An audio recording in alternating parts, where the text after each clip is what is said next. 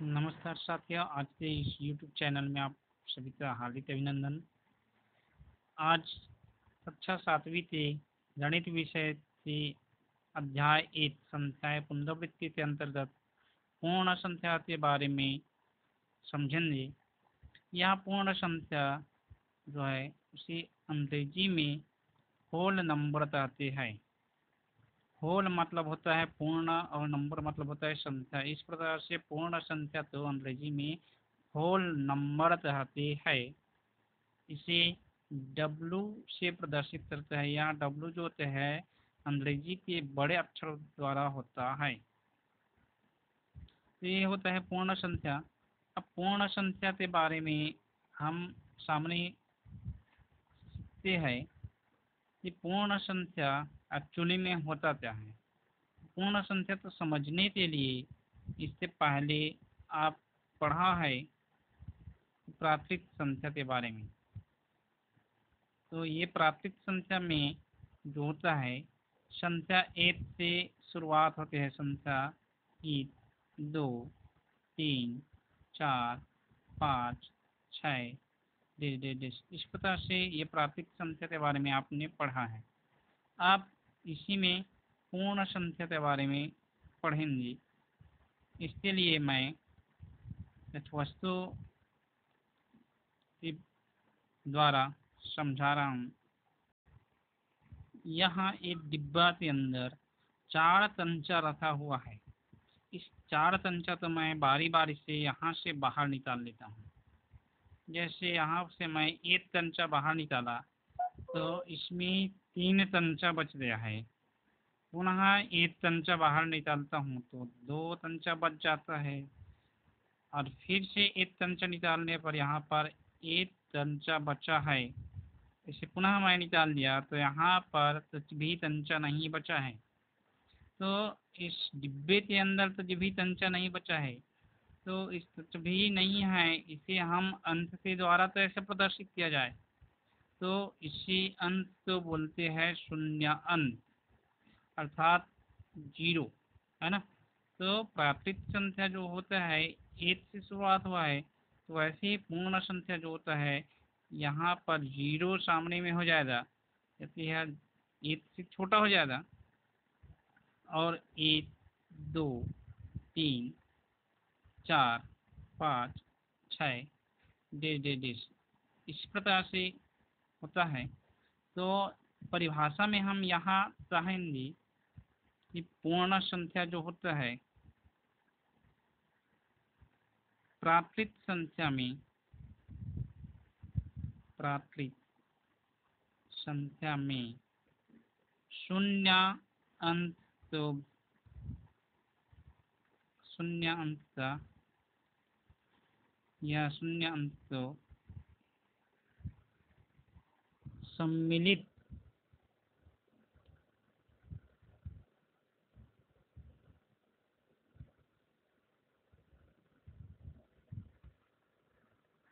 प्राकृत संख्या में शून्य अंक तो शामिल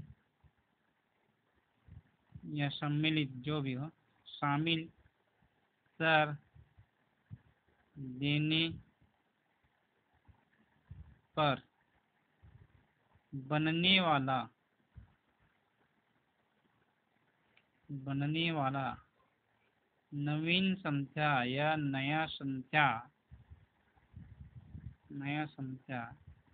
पूर्ण संख्या कहलाती है। पूर्ण संख्या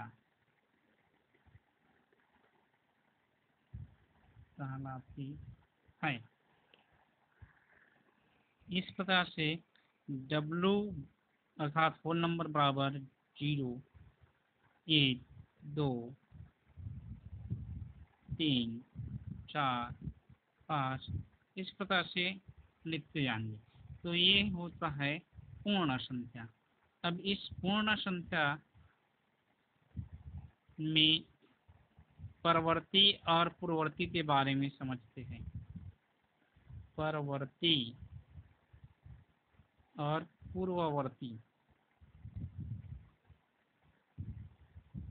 परवर्ती मतलब होता है बाद में। परवर्ती मतलब होता है बाद में, और पूर्ववर्ती मतलब होता है पहले। तो परवर्ती, जैसे 4 से परवर्ती, हमें ज्ञात करना है, तब 4 में 1 जोड़ देते हैं, तो प्राप्त संख्या जो होता है 5, वहाँ 4 से परवर्ती संख्या कहलाता है। अर्थात परवर्ती ज्ञात करने के लिए हमें 1 जोड़ना पड़ेगा। इसी प्रकार से पूर्ववर्ती अर्थात इससे पहले, तो 4 से पूर्ववर्ती संख्या ज्ञात करने के लिए 4 में 1 घटाना पड़ेगा, अर्थात 4 में 1 घटाने पर बचता है 3। तो इस प्रकार से यहाँ 3 जो होता है 4 से पूर्ववर्ती संख्या होती है। आइए अब जानते हैं इस पूर्ण संख्या में एक अंक से सबसे छोटी पूर्ण संख्या, सबसे छोटी पूर्ण संख्या 0 होता है, और एक अंक से सबसे बड़ी पूर्ण संख्या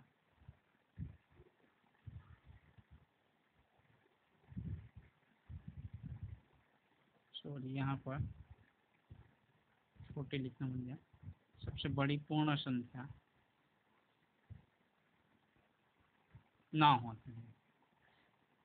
हम यहाँ पर देखेंगे तो सबसे छोटी पूर्ण संख्या जो होता है, सबसे छोटी पूर्ण संख्या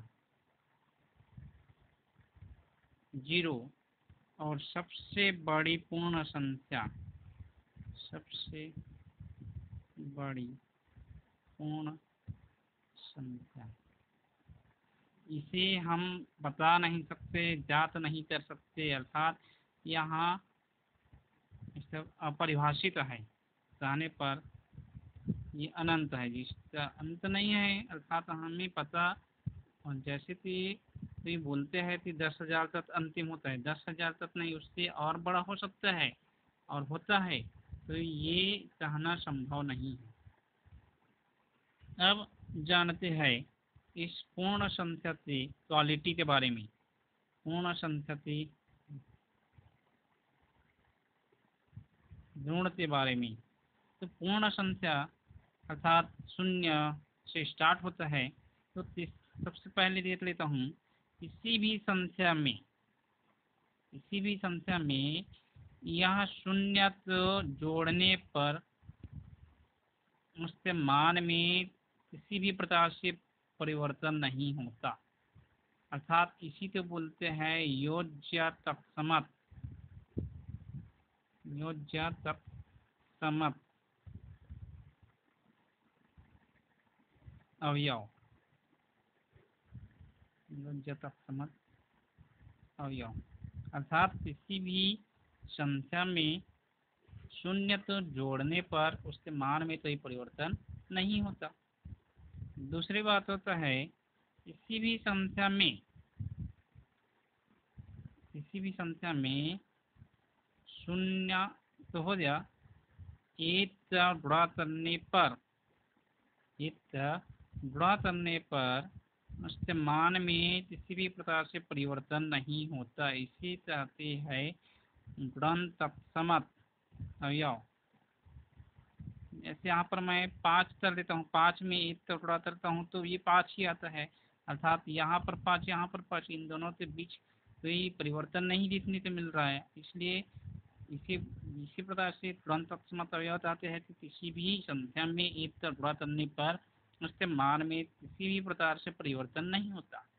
ठीक उसी प्रकार से तीसरा नंबर पे देते हैं, हम किसी भी संख्या को 0 से भाग देते हैं, 0 से भाग देते हैं, तो उसका मान जो होता है, यहाँ पर 0 तो पहाड़ा पढ़ेंगे तो 0 शून्य होता है, 0 पहाड़ा ऐसे, 0 तो पहाड़ा में 5 आता ही नहीं है, है ना। तो 0 0 0 0 दूनी 0 0 के 0, तो किसी भी संख्या में हम शून्यता घात करेंगे तो वहाँ पर अनंत होता है, और यदि शून्य तो किसी भी संख्या से भाग देते हैं तो इसका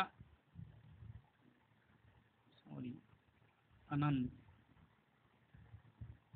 इसका मान शून्य होता है। किसी भी संख्या से शून्य तो भाग देते हैं, जैसे मैंने शून्य तो एक से भाग दिया तो एक शून्यम शून्य अर्थात शून्य बार हुआ पहाड़ा। यदि शून्य तो मैं 5 से भाग देता हूँ तो 5 शून्यम शून्य, इस प्रकार से ये होता है। अब देखते हैं किसी भी संख्या जो है उसमें शून्य तो गुणा कर देते हैं तो उसका मान शून्य हो जाता है। जैसे 1 में शून्य तो गुणा करने पर शून्य, 2 में शून्य तो गुणा करने पर शून्य। इसी प्रकार से आज हम इस चैप्टर में पूर्ण संख्या के बारे में पढ़े, समझे और सीखे। तो ये इसी प्रकार से डाउट हुआ होगा तो हमें कमेंट करके पूछ सकते हैं। धन्यवाद।